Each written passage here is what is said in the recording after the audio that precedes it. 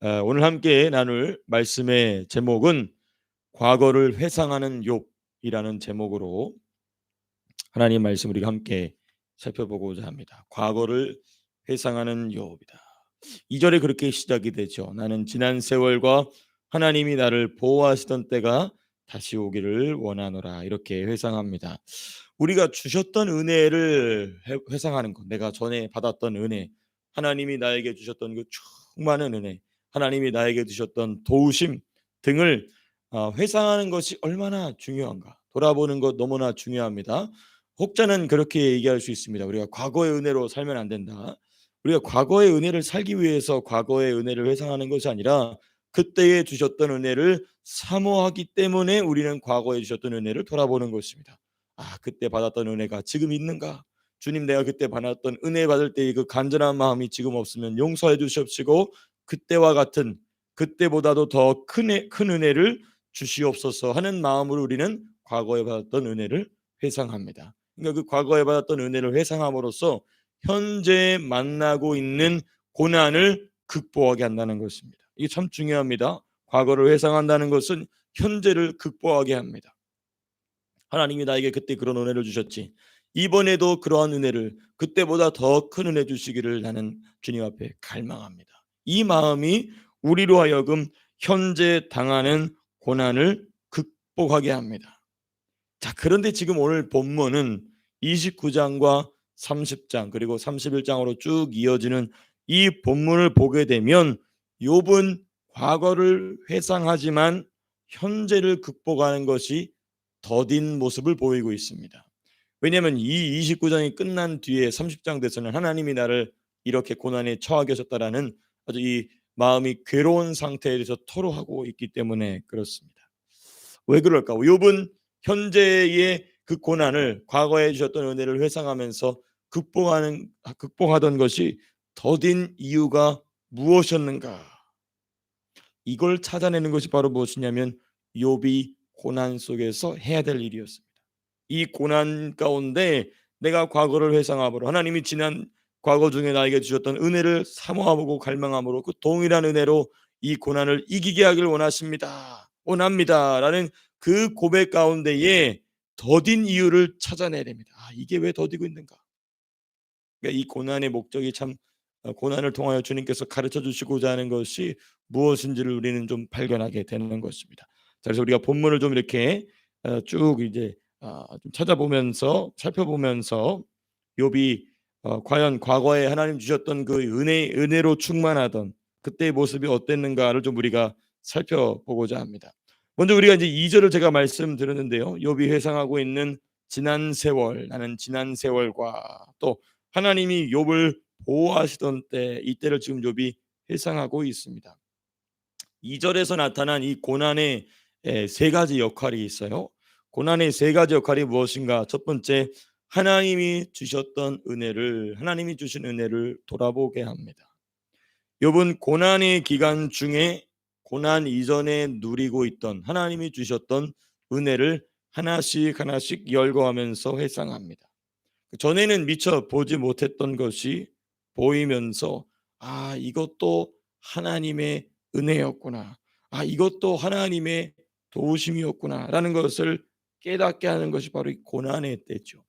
두 번째, 다시 오기를 원하노라. 그죠? 2절 후반부에 그렇게 되어 있어요. 다시 오기를 원하노라. 무엇이? 하나님의 은혜로 풍성하던 그때가 다시 오기를 갈망하고 있죠. 고난은요, 사람을 겸손케 합니다. 성도를 겸손케 하고 하나님이 주셨던 은혜를 다시금 나에게 주시기를 갈망합니다. 그 은혜를 갈망하게 한다는 것이죠. 그러니까 고난이 우리를 괴롭게 하고 힘들게 하고 염려와 근심과 걱정을 가져다 주기도 하지만 사실 동시에 그러므로 말미암아 우리의 마음이 가난해지고 우리의 마음이 낮아지게 되고 하나님 주시는 은혜를 순전한 마음으로 갈망하게 한다는 것이죠. 이 고난의 두 번째 역할이다. 우리 2절을 통해서 살펴보게 됩니다. 세 번째는 무엇이냐? 과거에 주신 은혜에서 미래에 주실 은혜로 나아가게 합니다. 고난은 지난 모습을 벗게 합니다. 허물된 모습을 벗게 합니다. 내려놓아야 될 것을 내려놓게 합니다. 깨져야 될 것이 깨지게 합니다. 무엇이? 고난이. 그러므로 말미암아 새로운 모습, 우리가 주일에 4장 에베소서 4장을 통해서 계속 살펴봤던 새 사람을 입는다는 것이 무엇인지를 고난 가운데 깨닫게 하죠.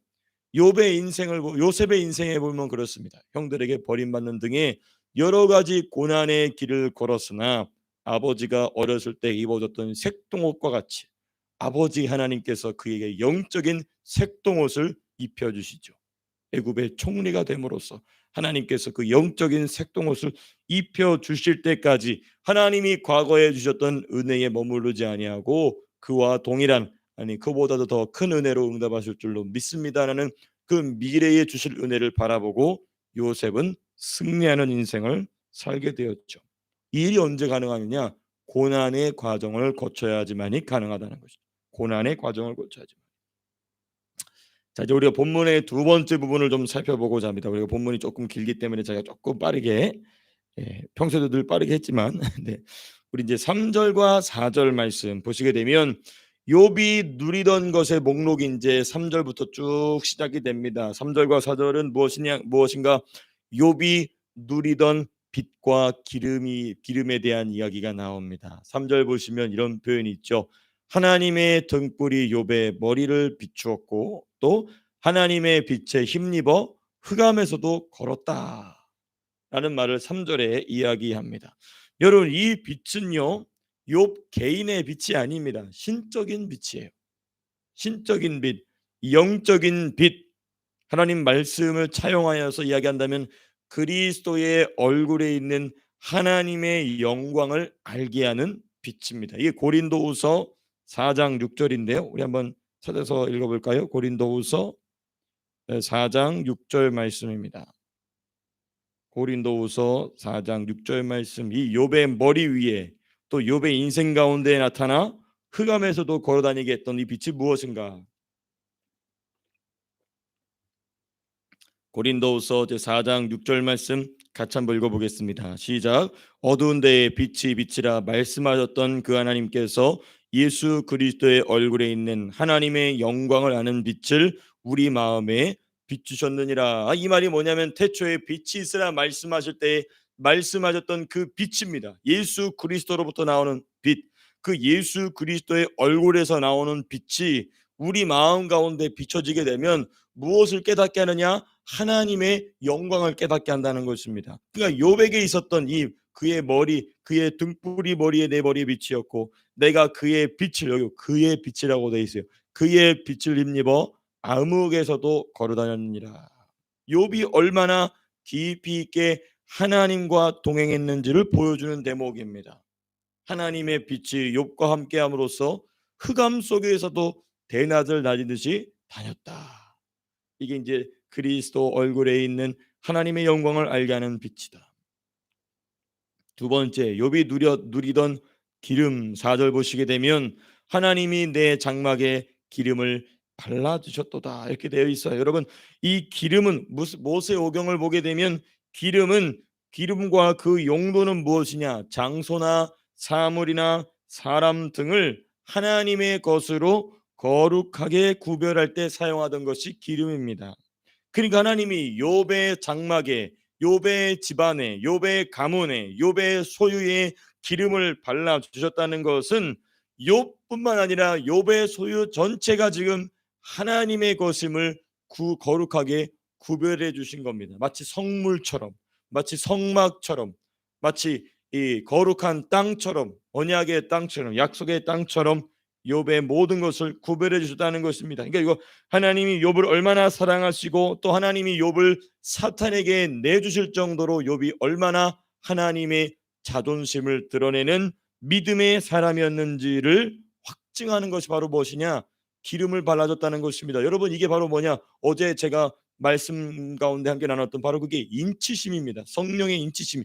이게 성령의 기름 부으심, 바로 그 말이에요. 우리가 성령이 내주하심으로 우리는 이미 하나님의 소유이지만 성령이 기름 부어주심으로, 성령의 세례, 성령의 충만, 성령의 인치심이 임함으로써 우리를 더욱 강력하게 확증하시고 구별하시는 것입니다. 누구의 소유로? 하나님의 소유로. 그게 바로 이 인치심, 기름 부으심 등의 의미로도 신약 성경에 와서 그 계시가 더욱더 확장되죠. 이런 의미가 바로 내 장막에 기름을 발라주셨도다, 이런 의미인 것이. 자, 그다음에 우리 본문의 세 번째 부분입니다. 5절에서부터 10절까지 쭉 어떤 말씀이 나오게 되냐면 욥이 누리던 권위가 나옵니다. 자, 우리 처음에는 욥이 누리던 빛과 기름이었습니다. 그다음 이제 두 번째는 욥이 누리던 권위가 쭉 나오게 됩니다. 이 7절을 보시게 되면 이런 표현이 있습니다. 7절 보시면 그때 내가 나가서 성문에 이르기도 하고 내 자리를 거리에 마련하기도 하였다, 이렇게 얘기하는데, 이 성문에 오르는 것과 거리에 자리를 마련하는 것은 당시 재판관들이 재판석을 그 자리에서 성문 위에서, 그리고 사람들이 많이 모여 있는 그 거리에서 자리를 잡는다, 이 얘기는 그냥 지나가다가 자리 잡는다는 게 아니에요. 많은 사람들이 모이는 곳에서 재판장이 재판석을 세울 때 하는 행위가 바로 이런 행위입니다. 그래서 이게 어디에 잘 나오냐면 우리 룻기에 보면은 보아스가 룻기를 자신의 아내로 맞이하기 위해서 어디로 올라가죠? 성문으로 올라가면, 그게 왜냐? 보아스가 당시에 유지였을 뿐만 아니라 그 지역을 리딩하는 사람이었을 뿐만 아니라 재판장의 역할도 하고 있었다라는 것을 우리는 보게 됩니다. 이게 이제 고대 근동의 전통적 특징이죠. 이스라엘 백성뿐만 아니라 욥은요, 하나님이 주신 빛으로, 하나님 주시는 지혜로, 하나님 주신 지식으로 재판장의 일을 감당하던 사람이었습니다. 하나님 주신 권위죠. 재판장은요, 하나님을 대신하여서 공의를 드러내는 사람이었기 때문에 하나님에게 붙여지던 별칭인 엘로힘이라는 단어가 사용됩니다. 그 재판장도 엘로힘이에요. 그래서 하나님을 대신하여 공의를 세우는 자였습니다. 욥은 당대에 어떤 사람이었느냐? 하나님의 공의를 드러내는 사람이었어요. 욥 자체가 로마서식으로 얘기한다면 하나님 성부의 법이었던 겁니다. 그 당대의 성부의 법이었던 것이죠. 하나님께서 저와 여러분들을 그렇게 사용하시길 바랍니다. 우리 성도님들 가시는 곳마다 성부의 법이 세워지는 것이죠. 성부의 법이 세워지는 곳에 성자와 성령의 역사가 함께 일하신다는 것입니다. 이게 바로 공의, 하나님의 공의를 세우는 자로서 쓰임받던 욥과 욥의 신앙 수준이 어떠했는가를 우리가 이 말씀을 통하여서 살펴보게 됩니다. 자, 욥이 누리던 권위는 또 무엇이 있는가? 8절에서부터 10절에 보게 되면 노인들, 유지들, 지도자들 등이 욥을 존경하고 또 두려워하는 모습이 기록되어 있습니다. 이게 뭐냐? 하나님이 주신 권위는 권력이나 힘에 의한 굴종을 사람들로부터 끌어내는 것이 아니라 하나님 주신 이 영적인 권위는요, 존경으로 말미암은 순종을 이끌어냅니다. 아주 중요합니다. 우리 주님이 하셨죠. 또 우리 사도들이 그랬죠. 막 어떤 힘이 있어서가 아닙니다. 사도들이 무슨 힘이 있겠습니까? 근데 그 사도들 앞에 가게 되면 머리가 숙여지게 되고 말을 조심하게 되고 행동을 조심하게 됩니다. 그 왜 그러냐? 우리가 영적인 존재라서 그래요. 그 영적인 권위 앞에 겸손히 낮아지게 되는 것이죠.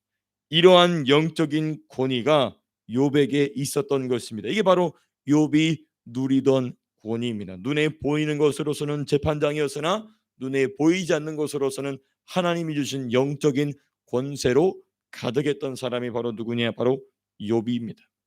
자, 우리 오늘 본문의 이제 네 번째 부분이죠. 네, 하나, 둘, 셋, 네 번째 부분. 11절에서부터 17절까지 무슨 말씀이 기록되어 있냐면 욥이 누리던 섬김이 기록되어 있습니다. 욥이 누리던 섬김이란 말은 무슨 말이냐? 욥이 섬김을 받았다는 것이 아니라 욥이 기꺼이 섬겼다는 것입니다. 이게 바로 섬김을 누린다라는 것이죠. 섬김을 받는다는 것이 아니라 섬김을 누린다. 섬김으로써 섬김을 누린다는 것입니다. 그 욥은요, 빈민, 고아, 망한 자, 과부, 맹인, 다리 저는 자, 빈궁한 자, 모르는 사람 등에게 베푸는 사람이었어요. 늘 베풀어주고 돕는 사람이었습니다. 섬기는 사람이었습니다. 새롭게 해주는 사람이었어요. 이게 뭐냐? 하나님이 주신 빛과 기름과 권위로 사람을 이렇게 섬겼다는 것입니다. 이렇게 섬김으로써 욥이 섬김을 누렸는데, 이 욥이 섬김을 누림으로써 이 욥의 섬김을 받는 자들은 무엇을 경험하게 되느냐? 하나님이 어떤 분이신지를 경험합니다. 아주 중요해요. 욥이 그 사람들을 섬겨줌으로써, 욥이 하나님 주신 빛과 기름과 권위로서 그들을 섬겨줌으로써 욥이 그렇게 자기가 잘난 사람이라는 걸 드러낸 게 아니라 하나님이 그러한 약자들을, 그러한 불쌍한 사람들을 어떤 마음으로 대하고 계신지를 욥이 하나님의 마음의 통로로 그들을 섬긴 것입니다. 이게 바로 하나님의 마음을 공유한 자의 섬김이죠.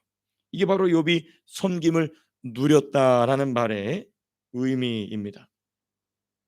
자, 이제 우리가 본문을 다섯 번째 부분 우리가 또 살펴보겠습니다. 18절에서부터 20절입니다.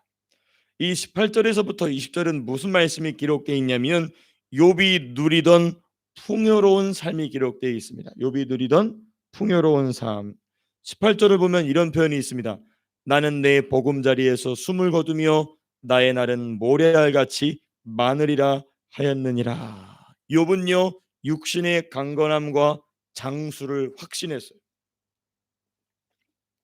그 육신의 강건과 장수는 이 욥이 누리던 풍요로운 삶의 일부였습니다. 그렇죠? 내가 스스로 말하기를 나는 내 보금자리에서 숨을 거두며 그 평안한 중에 내가 세상을 떠나고 나의 날은 모래알같이 많으리라, 이와 같이 오래 장수하리라라고 욥은 생각했다는 것입니다. 여러분 아주 중요한 부분이에요. 성도는요 하나님이 주시는 강건함으로, 하나님 주시는 장수로 무엇을 준비해야 되느냐? 천국을 준비하고 천국에서의 삶을 기대해야 됩니다. 근데 욥은 그 부분을 이 고난을 통하여서 깊이 배우게 되는 것입니다. 고난을 통하여서 천국을 준비하고 천국에서의 삶을 기대하게 된다는 것입니다. 무엇을 통하여? 고난을 통하여. 우리가 이미 지난 장들 중에서 쭉 살펴봤지만 내가 내 육체 밖에서도 하나님을 대면하리라, 이런 말씀이 있던 거 기억나시죠? 그 뭐냐면 죽음 이후에, 육신의 죽음 이후에 하나님과 함께하는 삶을 욥이 고백했다는 것입니다. 너무너무나 중요한 부분이죠. 그래서 하나님은요 고난을 통하여 성도로 하여금 육체를 초월하여, 육신을 초월하여 영혼을 사모하게 하신다. 이 욥이 자기가 누리던 그 육신의 강건함과 장수가 이 연약해진 것을 통하여서 무엇을 배우고 있느냐, 우리가 이제 좀 살펴보게 되는 것이죠. 자, 이제 19절입니다. 우리 18절에서부터 20절까지인데 두 번째는 19절.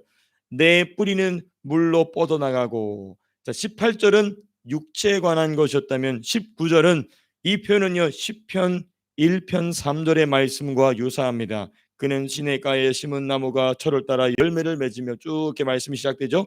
근데 그 말씀의 의미가 3절 마지막에 나오죠. 그가 하는 모든 일이 다 어떡하리로다? 형통하리로다. 아, 이게 뭐냐?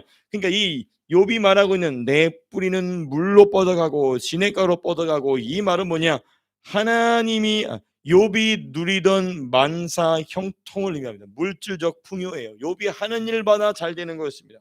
만사 형통한다는 것이죠. 하나님은 고난을 통하여 욥이 가지고 있던 혹시의 문제를 처리하심으로써 만사 형통의 복을 준비시키고 있는 것입니다. 고난 이전도 욥이 지금 말하고 있는 것처럼 내 뿌리는 물러 뻗어나가고, 그러니까 이게 뭐냐면 시냇가에 심긴 나무가 철을 따라 열매를 맺음, 그가 다 하는 일이 항상 형통한다. 이 말씀이 이제 시편 1편 3절에 있는 말씀인데, 이 말씀을 더욱더 욥이 누리게 하시기 위해서 하나님은 욥에게 고난을 주시고, 우리가 살펴봤었던 그 혹시의 문제를 처리하신 뒤에 우리가 맨 마지막 욥기를 보게 되면 해피엔딩이 되지 않습니까? 욥이 하는 일마다 복을 받는데 어떻게 복을 받냐면 2배의 복을 받습니다. 전부 다 하나님께서 욥에게 만사 형통의 복을 주시죠. 그리고 세 번째입니다. 우리 20절 보게 되면 내 영광은 내게 새로워지고, 이런 표현이 영적인 것입니다. 내 영광은 내게 새로워지고 라고 되어 있습니다. 여러분, 사람이 가진 모든 것은 새로워지는 것이 아니라 낡아집니다. 모든 것이 낡아져요. 즉 욥이 여기서 말하고 있는 욥의 영광은 그러므로 욥이 태생적으로 선천적으로 가지고 있던 사람의 영광이 아니고 후천적으로 주어진 하나님의 영광입니다. 이 말을 사도 바울이 고린도후서 4장 16절에서도 18절에 뭐라고 얘기하냐면 우리의 육체는 날로 후패하나 우리 육신은 날로 낡아지나 우리의 속사람은 날로 어떻게 되느니라 날로 새로워지느니라. 이게 뭡니까? 그 영의 사람 거듭난 속사람 그 속사람 가운데 임한 하나님의 영광은 날로 새로워진다라는 얘기를 지금 욥이 20절에서 내 영광은 내게 새로워지고라고 지금 이야기하고 있는 것입니다.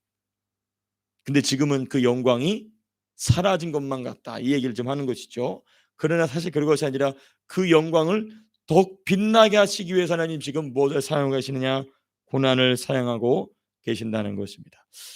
자, 드디어 이제 오늘 본문의 마지막 부분입니다. 우리 21절에서부터 25절까지 여기는 무엇이 기록되어 있냐면 욥이 누린 진리의 말씀입니다. 욥이 누린 진리의 말씀. 욥의 말은요 욥의 개인의 말이 아닌 욥의 자아의 말이 아닌 하나님의 말씀이었습니다. 21절 보면 그런 표현이 되어 있죠.